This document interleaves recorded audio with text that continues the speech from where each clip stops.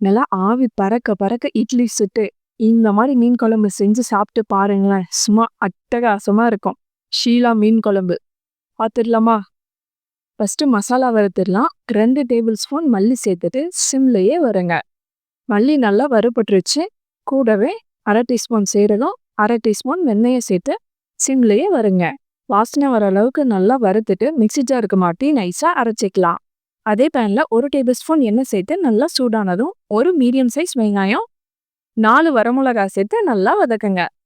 வெங்காயத்தோட பச்சை வாசனை எல்லாம் போயிட்டு நல்லா கண்ணாடி பதம் வதங்கிடுச்சு. இது கூடவே 2 பெரிய சைஸ் தக்காளி சேர்த்துக்கலாம். நீ இந்த மசாலா வதக்கும் போதே ஒரு 1/4 கப் தேங்காய் சேர்க்கறன்னா கூட சேர்த்துக்கலாம்.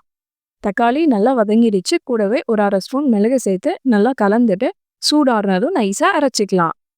பேன்ல தேவையான அளவு எண்ணெய் சேர்த்துட்டு ஒரு 1/4 ஸ்பூன் வெந்தயம் சேர்த்துக்கோங்க. நல்லா பொரிஞ்சு வரும்.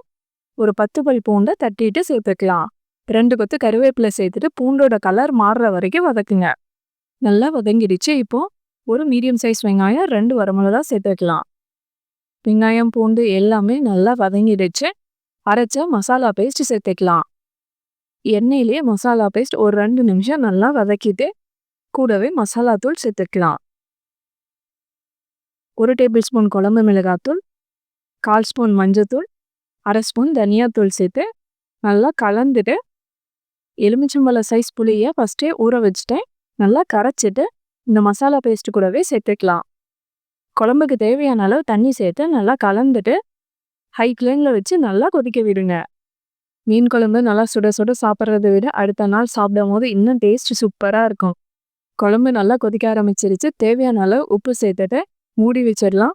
ஒரு 10 நிமிஷம் நல்லா எண்ணெய் பிரிஞ்சு வர அளவுக்கு கொதிக்கட்டும். நல்லா குழம்பு கொதிச்சிருச்சு. சைட்லலாம் எண்ணெய் பிரிய ஆரம்பிக்குது. இப்போ நம்ம நைஸாக அரைச்சி வச்சிருக்க பொடியை சேர்த்துக்கலாம். எல்லா பொடியுமே சேர்த்துற வேணாம். நீங்கள் டேஸ்ட் பார்த்துட்டு கூட சேர்த்துக்கோங்க. பொடி சேர்த்ததுக்கப்புறம் ஒரு 5 நிமிஷம் மூடி வச்சு கொதிக்க விடுங்க. அந்த பொடியோட பச்சை வாசனைலாம் போயிட்டு சைட்லலாம் எண்ணெய் பிரிஞ்சு வர ஆரம்பிக்குது. இந்த டைமில் நம்ம மீன் சேர்த்துக்கலாம். 3/4 கிலோ ஷீலா மீன் எடுத்திருக்கேன். சுத்தமாக கழுவிட்டு குழம்புல சேர்த்துக்கலாம். உப்பெல்லாம் கரெக்டாக இருக்கான்னு பார்த்துட்டு மூடி வச்சிடலாம். மீடியம் ஃப்ளேம்லேயே ஒரு 10 நிமிஷம் வேகட்டும். இந்த மீன் குழம்போட டேஸ்ட்டு நம்ம சேர்த்த அந்த பொடி தான். கொதிக்கும் போதே வாசனை அவ்வளோ அருமையாக சூப்பராக வருது. குழம்பு கொதிக்க ஆரம்பிச்சு 10 நிமிஷத்துக்கு மேலேயே ஆயிடுச்சு. ஆனால் மீன் கொஞ்சம் கூட உடையாம சூப்பராக வெந்திருக்கு பாருங்க.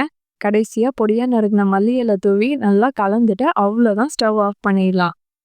ஷீலா மீன் குழம்பு சூப்பராக ரெடி ஆயிடுச்சு. இதே மாதிரி நீங்களும் ட்ரை பண்ணிட்டு எப்படி இருந்துச்சுன்னு உங்களோட ஃபீட்பேக் சொல்லுங்கள். இன்னும் நம்ம சேனலை சப்ஸ்கிரைப் பண்ணலன்னா சப்ஸ்கிரைப் பண்ணிவிட்டு பெல் ஐக்கானையும் ப்ரெஸ் பண்ணிடுங்க. தேங்க்ஸ் ஃபார் வாட்சிங்.